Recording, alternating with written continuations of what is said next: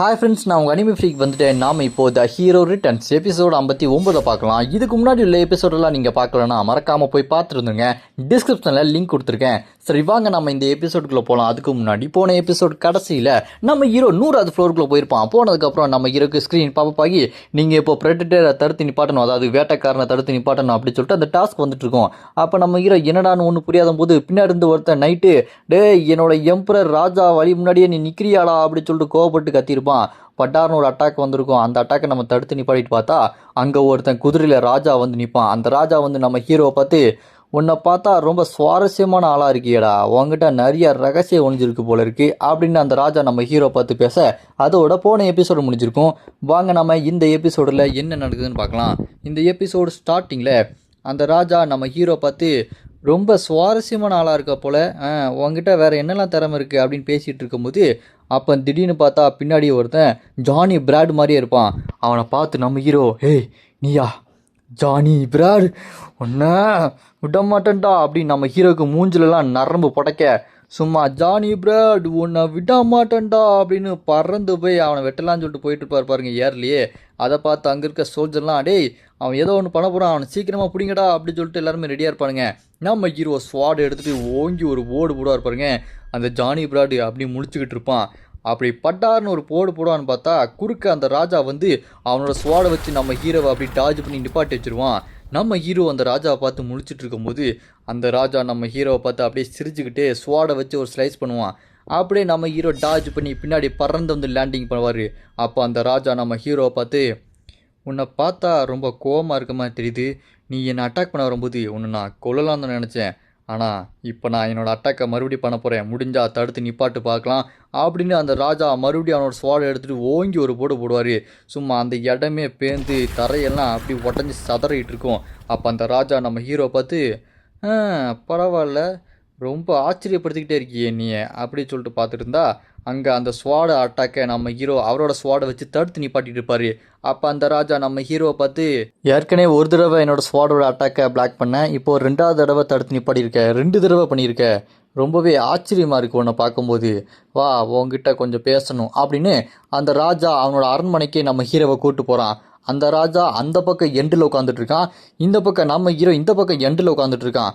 அப்போ நம்ம ஹீரோ அந்த ராஜாவை பார்த்து மனசுக்குள்ளே, இவன் ரொம்ப ஸ்ட்ராங்காக தான் இருக்கான், ஆனால் என்னோட அந்த பிரதர்ஸ் அளவுக்கு ரொம்ப ஸ்ட்ராங்காக இல்லை அப்படின்னு சொல்லிட்டு இருக்கும்போது அங்கே டீ ஊற்றிட்டு இருப்பானுங்க. அப்போ நம்ம ஹீரோ அந்த ராஜாவை பார்த்து, இவன் என்னதான் என்னோட 2 பிரதர்ஸ் அளவுக்கு ரொம்ப ஸ்ட்ராங்காக இல்லை அப்படின்னாலுமே இவன் ஒரு மான்ஸ்டர், இவனோட பவர் ரொம்பவே அதிகமாக இருக்குது அப்படின்னு சொல்லிட்டு நம்ம ஹீரோ பார்த்துட்டு இருக்கும்போது படாக்குன்னு பார்த்தா அந்த பக்கம் அந்த ஜானி பிராட்னு சொல்கிற இருக்கான் பாருங்க. அவன் நம்ம ஹீரோ கிட்ட வந்து, சார் உங்களுக்கு டீ வேணுமா போதுமா அப்படின்னு சொல்லிட்டு கேட்டுட்டு போனா, அதை கேட்டு நம்ம ஹீரோ, என்ன இவன் யாரோ மாதிரி பேசிகிட்டு இருக்கான் அப்படின்னா இது எந்த இடம், இவங்களை பார்க்கும்போது ரொம்ப வித்தியாசமாக இருக்குது, நான் என்னோடய எமோஷனலை கொஞ்சம் கண்ட்ரோல் பண்ணணும், இது எந்த மாதிரி இடம் அப்படின்னு சொல்லிட்டு தெரிஞ்சதுக்கப்புறம் தான் நான் எதுனாலும் பண்ண முடியும் அப்படின்னு நம்ம ஹீரோ அந்த ஸ்டேஜ் அந்த ஐயை அப்படி கொண்டு வந்து அந்த பவர் யூஸ் பண்ணுவார். அந்த கண் மூலமாக பார்க்கும்போது இந்த நம்ம ஹீரோ, இந்த உலகம் கிரியேட் பண்ணதா அப்படின்னா இந்த உலகம் ஒரு இயற்கையானது இல்லை, யாரோ செயற்கையாக உருவாக்குனது அப்படின்னு நம்ம ஹீரோ அந்த கண்ணை வச்சு பார்க்கும்போது ஏதோ கம்ப்யூட்டரில் ப்ரோக்ராம் பண்ணி இந்த இருக்கிற எல்லா கேரக்டரையும் உருவாக்குன மாதிரி நம்ம ஹீரோவோட கண்ணுக்கு தெரியும். அப்போ நம்ம ஹீரோ இதெல்லாம் பார்த்துட்டு, அப்படின்னா இது ஒரு மூட்டையாக அங்கே கிடக்கிற ஒரு டேட்டா மாதிரி தான், இந்த டேட்டா வச்சு தான் அதெல்லாம் உருவாக்கியிருக்காங்க போல இருக்கு அப்படின்னு நம்ம ஹீரோ அங்கே இருக்க அந்த ராஜாவெலாம் பார்க்கும்போது அப்போ நம்ம ஹீரோக்கு அங்கே டீமன் கார்டு நம்ம மங்கி கிங்கு இவங்க சொல்லி கொடுத்தது எல்லாமே நம்ம ஹீரோக்கு ஞாபகம் வரும். நம்ம ஹீரோக்கு அந்த சேஜையை எப்படி யூஸ் பண்ணணும், அந்த பேட்ரியாக் சுபோதி அவர் எப்படி இதெல்லாம் யூஸ் பண்ணலாம், இந்த உலகத்தில் எது முக்கியம் அப்படின்னு எல்லாமே சொல்லி கொடுத்துருந்தாங்க. இப்போது எனக்கு என்ன வேணும்னு எனக்கு புரிஞ்சிருச்சு, இப்போ எனக்கு தேவையானது எல்லாமே அந்த ஃபாஃப்னீர் மான்ஸ்டர் தான் அப்படின்னு நம்ம ஹீரோ முதல்ல ஒரு மான்ஸ்டர் வந்து அட்டாக் பண்ணிச்சு பார்த்தீங்களா நம்ம ஹீரோட பழைய வாழ்க்கையில், அந்த மிகப்பெரிய மான்ஸ்டரை தான் நம்ம ஹீரோ ஏம் பண்ணி நின்றுருக்கான். அப்போ அந்த ராஜா நம்ம ஹீரோவை பார்த்து, நீ இந்த உலகத்தை சேர்ந்தவன் இல்லை தானே, வேற ஒரு உலகத்துலேருந்து தானே வந்திருக்கு அப்படின்னு கேட்டோன்னே அதுக்கு நம்ம ஹீரோ, நீ ஏன் அப்படி நினைக்கிற அப்படின்னு கேட்பாப்புல. அதுக்கு அந்த ராஜா, நீ இந்த உலகத்தை சேர்ந்தவனாக இருந்தால் உன்னோட ஸ்வாடை எடுத்து எனக்கு நேராக நீட்டிருக்கவே மாட்டேன், உனக்கு அந்தளவுக்கு தைரியமே இருந்திருக்காது, அப்படின்னா நீ இந்த உலகத்தை சேர்ந்தவன் இல்லை தானே அப்படின்னு சொல்லிட்டு கேட்டோன்னே அதுக்கு நம்ம ஹீரோ, உனக்கு அவ்வளோ கான்ஃபிடன்ஸா, சரி விடு, நான் உங்ககிட்ட ஒரு விஷயத்தை கேட்கணும், உனக்கு பிரெடேட்டர் அந்த வேட்டைக்காரனை பற்றி ஏதாவது தெரியுமா அப்படின்னு நம்ம ஹீரோ கேட்ட உடனே அதை கேட்டு ராஜாவும் சரி அங்கே கூட நிற்கிற அந்த ஜானி பிராட் மாதிரி ஒருத்தர் தான் பாருங்க, அவனும் சரி அப்படி கண்ணு மொழியெல்லாம் பிதுங்கி போய் பார்த்துட்டு போனுங்க. அங்கே இடமே ஒரு மாதிரி வித்தியாசமான அட்மாஸ்பியராக மாறிடும். நம்ம ஹீரோ அந்த அட்மாஸ்பியரெல்லாம் பார்த்துட்டு, என்ன ஒரு மாதிரி எல்லாரும் வித்தியாசமாக ஆகிட்டு இருக்காங்க, என்னாச்சு அப்படி சொல்லிட்டு கேட்கும்போது அப்போ அங்கே இருக்கிற ராஜா, ஏய் இங்கே பார் ஜானி பிரதர், ரொம்ப பதட்டப்படாத, கொஞ்சம் காமாறு அப்படி சொன்னோடனே அதை கேட்டு அந்த ஜானி பிரதர் மாதிரி இருக்கிறவனும், சரி இங்கே பாருங்க அப்படின்னு அவன் மேஜிக் பவர் ஒன்று யூஸ் பண்ணுவான். அந்த மேஜிக் பவர் யூஸ் பண்ண உடனே அந்த இடத்துல ஒரு மிகப்பெரிய டிராகனோட உருவம் வரும் பாருங்க. இந்த டிராகன் பயங்கரமாக நெருப்பு கக்கி எல்லாத்தையுமே அழிச்சிட்டு இருக்கும்.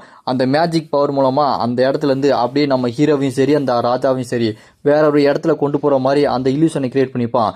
நம்ம ஹீரோ அந்த டிராகனை பார்த்த உடனே இது ஃபாஃப்னீர் தானே, அதாவது நம்ம ஹீரோ இதுக்கு முன்னாடி வாழ்ந்த வாழ்க்கையில் மிகப்பெரிய மான்ஸ்டர் வந்துச்சு பார்த்தீங்களா, அந்த மான்ஸ்டரோட பேரை பார்த்து நம்ம ஹீரோ இங்கே டிராகனை பார்த்து சொல்லிக்கிட்டு இருப்பான். இங்கே டிராகனை பார்த்து நம்ம ஹீரோ அந்த பேரை சொன்ன உடனே அங்கே ராஜா, இதை பற்றி உனக்கு தெரியுமா அப்படி சொல்லும்போது அதை கேட்டு நம்ம ஹீரோவும், இது பார்க்குறதுக்கு முதல்ல என்னை அழிச்ச அந்த மான்ஸ்டர் மாதிரி தான் இருக்குது, ஆனால் இதுக்கிட்ட எப்படி அந்த மான்ஸ்டர்கிட்ட இருக்கிற அளவுக்கு மானா பவர் இருக்குது, ஏதோ ஒரு சம்மந்தம் இருக்குது அப்படின்னு நம்ம ஹீரோ யோசிச்சுட்டு இருக்கும்போது அப்போ அந்த ராஜா நம்ம ஹீரோ கிட்ட, என்கிட்ட இந்த ஆரா கண்ட்ரோல் பவர் கிடைச்சதுக்கப்புறம் நான் ஒவ்வொரு டைமண்ட்ஸ்லாம் ஓப்பன் பண்ணி வேற உலகத்துக்கு போய் அங்கே இருக்க ஸ்ட்ராங்கான எல்லாத்தையுமே கொண்டு பெரிய வீரன் ஆகணும்னு பார்த்தேன். அப்போ தான் இந்த ப்ரெடேட்டர் டிராகனை பார்த்தேன். இதை பார்த்தது எனக்கு முடிவு பண்ணிட்டேன், இது முன்னாடி நான் ஒரு பூச்சி மாதிரி ஒரு ஆளுன்னு, அதுக்கிட்ட பயந்து போய் அங்கேருந்து தெரிச்சு ஓடி வேற ஒரு உலகத்துக்கு ஓடினேன். அங்கே போய் அங்கே இருக்க ஸ்ட்ராங்கான ஆளெல்லாம் வெட்டி வீசினேன். மறுபடியும் சண்டை போட்டு நான் பெரிய ஸ்ட்ராங்கான ஆளாக மாறினேன் அப்படின்னு நினச்சும் போது தான் ஒன்று எனக்கு புரிஞ்சுது, அந்த டிராகன் என்னை தேடி வரும், அது கண்டிப்பாக என்னை கொன்னே தீரும் அப்படின்னு அந்த அரசன் நம்ம ஹீரோ கிட்ட சொல்லும் போது ஸ்ட்ராங்கான ஒரு ஆளை துண்டு துண்டாக வெட்டி பாதி உடம்பை பிச்சு போட்டு மூங்கில சொருகி வச்சுருப்பான். ஆனால் அந்த டிராகன் அவனுக்கு பின்னாடி காத்துக்கிட்டு இருக்கிற மாதிரி அந்த ராஜா மனசில் யோசிச்சுட்டு இருப்பான். அப்படியே அந்த ஃப்ளாஷ்பேக்கெல்லாம் முடிஞ்சதுக்கப்புறம் இந்த பக்கம் பார்த்தா அந்த ராஜா இருக்கான் பாருங்க, அவன் நம்ம ஹீரோ கிட்ட, நீ என்கிட்ட இருக்க இந்த சோல்ஜர்ஸ் நைட்ஸுக்கு எல்லாமே நீ எப்படி ஆராவை கண்ட்ரோல் பண்ணுற அப்படின்னு சொல்லி கொடு, அவங்களும் ஸ்ட்ராங்காக மாறினாங்கன்னா நம்ம எல்லாருமே ஒன்றா சேர்ந்து சண்டை போடுறதுக்கு யூஸ்ஃபுல்லாக இருக்கும் அப்படின்னு சொல்லிட்டு நம்ம ஹீரோ கிட்ட அந்த அரசன் டீல் போட்டு கையை கொடுப்பான். நம்ம ஹீரோவும், உன் கூட நான் ஜாயின் பண்ணி சண்டை பண்ணுமா, சரி நீ வேற ஒரு ஆள் தான், நீ யார் என்னென்னு தெரியாது, ஆனால் அந்த ப்ரெடேட்டரை நான் அழிச்சே தீரணும், உங்ககிட்ட இருக்க சக்தி என்கிட்ட இருக்க சக்தி மாதிரியே இருக்குது, அதனால் உன் கூட சேர்ந்து நான் சண்டை போட ஒத்துக்கிறேன் அப்படின்னு நம்ம ஹீரோ அந்த ராஜாவுக்கு கை கொடுப்பான். அப்படியே கட் பண்ணால் அங்கே இருக்க அந்த சோல்ஜர்ஸுக்கு நம்ம ஹீரோ எப்படி சண்டை போடணும்னு சொல்லிட்டு ட்ரைனிங் ஆரம்பிக்க போகுது. அப்போ அந்த ட்ரைனிங்கில் அங்கே இருக்க ஒரு சோல்ஜர், ஏய் என்னோட அரசர்கிட்ட நீ கொஞ்சம் பார்த்து நடந்துக்கோ, அவர்கிட்ட நீ மரியாதை இல்லாமல் நடந்துக்க மாதிரி தெரியுது அப்படின்னு சொல்லிட்டு அந்த சோல்ஜர் சொல்லிட்டு இருப்பான். நம்ம ஹீரோவும், ஏய் சண்டைக்கு வாடா, உனக்கு ஆரா கண்ட்ரோல் பண்ணுற ட்ரைனிங்கை உன் அரசன் கொடுக்க சொன்னான், வா முடிஞ்சா என்னை தோக்கடிச்சு பாரு அப்படின்னு சொல்லிட்டு நம்ம ஹீரோ சண்டைக்கு கூப்பிடும்போது, என்னோட வால் எந்த அளவுக்கு ரொம்ப ஸ்ட்ராங்காக இருக்கும் நீ பார்க்க போகிற அப்படின்னு சொல்லிட்டு அந்த நைட் அவனோட ஸ்வாட் எடுத்து வேகமாக நம்ம ஹீரோவை வந்து அட்டாக் பண்ண வந்துக்கிட்டே இருப்பான். அப்படி அவன் ஸ்வாட் எடுத்து நம்ம ஹீரோவை பார்த்து வேகமாக வந்துக்கிட்டு இருக்கும்போது, என்னோட ராஜாவோட பெருமையை பற்றி அவனுக்கு தெரியாதுடா அப்படின்னு சொல்லிட்டு வளவலன்னு பேசிட்டு வருவான். அதை கேட்டு நம்ம ஹீரோ அப்படியே கண்ணை மூடிட்டு, என்ன இவனுங்க தொணன்னு பேசிக்கிட்டே இருக்கானுங்க அப்படின்னு சொல்லிட்டு கண்ணை மூடிட்டு இருக்கும்போது அந்த ஸ்வாட் அப்படி நம்ம ஹீரோட மூஞ்சுக்கிட்ட வரும். டப்புன்னு நம்ம ஹீரோ நவுண்டுட்டு கையை முறுக்கிட்டு ஓங்கி ஒரு அடி பாருங்க, அப்படி குத்துனதில் அந்த இடமே அப்படி தெரிச்சு வெடிச்சு சதறிட்டு இருக்கும். அதை பார்த்துட்டு அங்கே இருக்க மற்ற சோல்ஜர்ஸ் நைட் எல்லாமே, ஐயோ என்னடா அவன் நம்ம ஆளை போட்டு இப்படி அடிச்சு நொறுக்கிறானே, நம்மளை என்ன பண்ண போறா தெரியலையே அப்படின்னு சொல்லிட்டு பயந்து போய் பார்த்துட்டு இருப்பானுங்க. நம்ம ஹீரோ அவனை அடித்து பறக்க விட்டு சும்மா கெத்தாக நின்றுருப்பாரு. இப்போ என்ன கணுங்களா, ஒவ்வொருத்தராக தனித்தனியாக வர போகிறீங்களா இல்லை மொத்தமாக வர போகிறீங்களா அப்படின்னு நம்ம ஹீரோ கேட்டுட்டு அங்கே இருக்க எல்லாருமே அடித்து நாக் அவுட் பண்ணிவிட்டு நம்ம ஹீரோ அப்படியே தண்ணி குடிச்சிட்டு இருப்பாரு. அப்படி குடிச்சிட்டு இருக்கும்போது அங்கே அந்த கிழமை இருக்கான் பாருங்க, நம்ம ஹீரோவை முதல்ல கத்துனா பாருங்க அந்த வெள்ள மாட்டேன், அவன் நம்ம ஹீரோ கிட்ட வந்து ரொம்ப கஷ்டப்பட்டு வேலை பார்த்துருக்கீங்க போல அப்படின்னு சொல்லிட்டு வரும்போது அப்போ நம்ம ஹீரோ அந்த வெள்ள மாட்டேங்கிட்ட, என்னப்பா நல்லா இருக்கியா, முதல்ல என்னை பிடிச்சி கத்துனி அப்படி சொல்லிட்டு கேட்கும்போது அந்த வெள்ள மாட்டேன், என்னோட பேர் சில்வர் ஸ்டாருங்க அப்படின்னு சொல்லும்போது நம்ம ஹீரோ, சரி இப்போ என் கூட சண்டைக்கு வர போறியா அப்படின்னு சொல்லிட்டு நம்ம ஹீரோ டப்புன்னு ஏந்தி பார்ப்பல. அதை பார்த்துட்டு அந்த சில்வர் ஸ்டார், இல்லை நான் உங்க கூட சண்டை போடலாம் வரல அப்படின்னு சொல்லும்போது அதை கேட்டு நம்ம ஹீரோ, ஸோ அப்பா சூப்பர்ரா, ஆள்லாம் போட்டு என்னை தொல்லை பண்ணி ரொம்ப டயர்டாகிட்டாங்க, ஒன்றும் உருப்படி இல்லை அப்படின்னு சொல்லும்போது அதை கேட்டு அந்த வெள்ளாமட்டே மறுபடியும் கத்த ஆரம்பிச்சிருவான். ஏய் எங்களோட ஆட்கள் எல்லாத்தையுமே நீ மரியாதையாக பேசி பிறகு, அவங்களாம் நைட்டு அந்த நைட்டுன்ற அந்த டைட்டில் வச்சு பேசி பழகணும் புரியுதா, என்னதான் நீ ராஜா கிட்டே இவ்வளோ நல்லா பேசினாலுமே நீ உன்னோட வார்த்தையெல்லாம் கொஞ்சம் பார்த்து தான் பேசணும் புரியுதா அப்படின்னு சொல்லிட்டு, சோபா சரி இப்போ நான் என்ன சொல்ல வந்தேன்னா, என்னோட ராஜா பிறக்கும்போது ஒரு அடிமையாக தான் இருந்தார், அப்புறம் அவர்கிட்ட இருக்க சக்தி மூலமாக எங்களுக்கு நாங்களாம் ராஜாவாகி அவருக்கு கீழே நாங்கள் 500 வருஷமாக சேவை பண்ணிகிட்டே இருக்கோம். அவருக்கு ரொம்ப பிடிச்ச நைட்டு எங்களுக்கு அவர் காட் நைட் அப்படின்ற ஒரு பதவியை கொடுப்பாரு. அப்படி இருக்கும்போது அவர் நைட்டு மேலே எவ்வளோ பாசம் வச்சிருக்காரு புரியுதுல்ல. நீ அந்த நைட்டெல்லாம் பார்த்து பத்திரமா வச்சு அவங்களுக்கு ட்ரைனிங் கொடுத்து ஆறாவை எப்படி கண்ட்ரோல் பண்ணணும் சொல்லி கொடுக்கணும் அப்படி சொல்லிட்டு இருக்கும்போது அப்போ திடீர்னு இந்த பக்கம் நிறையா பேர் நடந்து வருவானுங்க. அவனுங்களும் அந்த காட் நைட்டு தான். அவனுங்க நம்ம ஹீரோ கிட்ட வரும்போது அங்கே முன்னாடி இருக்க காட் நைட் நம்ம ஹீரோ கிட்ட நான் அவங்க கூட சண்டை போடணுமே அப்படி சொல்லும்போது என் கூட சண்டை போடணுமா, சரி வாங்க சண்டை போடலாம் அப்படின்னு நம்ம ஹீரோவும் சண்டையை கூப்பிடுவான். அப்படி கூப்பிட்டோன்னே 2 பேரும் அப்படி நேருக்கு நேரம் நிற்பாங்க. அப்படி நிற்கும் போது அவன் ஸ்வாட் எடுத்துட்டு பயங்கரமாக சண்டைக்கு வருவான். அந்த நைட்டு நம்ம ஹீரோ அந்த அட்டாக் எல்லாத்தையுமே அப்படி தடுத்து நிப்பாட்டிட்டு இருப்பாப்ல. பயங்கரமாக சண்டை போடுறதை பார்த்து அங்கே இருக்க மற்ற நைட்லாம் என்ன இவர் இப்படி பயங்கரமாக சண்டை போடுறாரு அப்படின்னு சொல்லிட்டு பார்த்துட்டு இருப்பாங்க. அப்போ நம்ம ஹீரோவை பார்த்து அந்த நைட்டு என்ன என்னோட சக்தி பயங்கரமாக இருக்கா அப்படி சொல்லிட்டு கேட்டுட்டு சண்டை போட்டுகிட்டே இருக்கும்போது பரவாயில்ல ஓரளவுக்கு நல்லா தான் சண்டை போடுற அப்படி சொல்லிட்டு பார்த்துக்கிட்டே இருப்பார். அப்படி பார்த்துட்டு இருக்கும்போது நல்லா இருந்தவன் திடீர்னு வில்லம் மாறி இப்போ நான் ஒரு இன்ட்ரெஸ்டிங்கான சம்பவத்தை பண்ணவா அப்படின்னு சொல்லிட்டு சோடை எடுத்துட்டு ஒரு சொல்லிட்டுவான். அப்படி சொல்லிட்டதுல அங்கே நின்றுட்டு இருந்த வெள்ளம்பட்டையன் சீல்டு வச்சு அந்த அட்டாக்கை தடுத்து நிப்பாட்டி அப்படியே தப்பிச்சிருவான். ஆனால் பின்னாடி இருந்த நைட்டுக்கு உடம்பெல்லாம் சும்மா துண்டாக போயிடும். தலை உடம்பெல்லாம் போய் அவங்க செத்துட்டு இருப்பாங்க. அப்படியே அங்கே செத்துட்டு இருக்கிறத நம்ம ஹீரோ பார்த்துட்டு இங்கே நைட்லாம் செத்துட்டு இருக்காங்க, ஏய் என்னடா பண்ணிட்டு இருக்கு அப்படின்னு நம்ம ஹீரோ அவனை பார்த்து கேட்டோன்னே அவன் நம்ம ஹீரோ பார்த்து கவலைப்படாத, வீக்காக இருக்கவங்களுக்கு வாழ்றதுக்கே தகுதி கிடையாது அப்படி சொன்னோன்னே அதை கேட்டு நம்ம ஹீரோ உன் மனசுல நீ அப்படி தான் நினச்சிட்டு இருக்கியா அப்படி சொல்லும்போது மறுபடியும் அவன் நம்ம ஹீரோவை அட்டாக் பண்ண ஆரம்பிச்சிருவான். நம்ம ஹீரோ அந்த அட்டாக்கை டாச் பண்ணிட்டு இருக்கும்போது மறுபடியும் அட்டாக் பண்ணிட்டே வந்துட்டு நீ என்ன பேசிட்டு இருக்க, நம்ம இந்த மாதிரி வீக்காக இருக்கவங்களுக்கு கருணை காட்டிட்டு இருந்தோம்னா வாழ்க்கையில் மேலே போகவே முடியாது.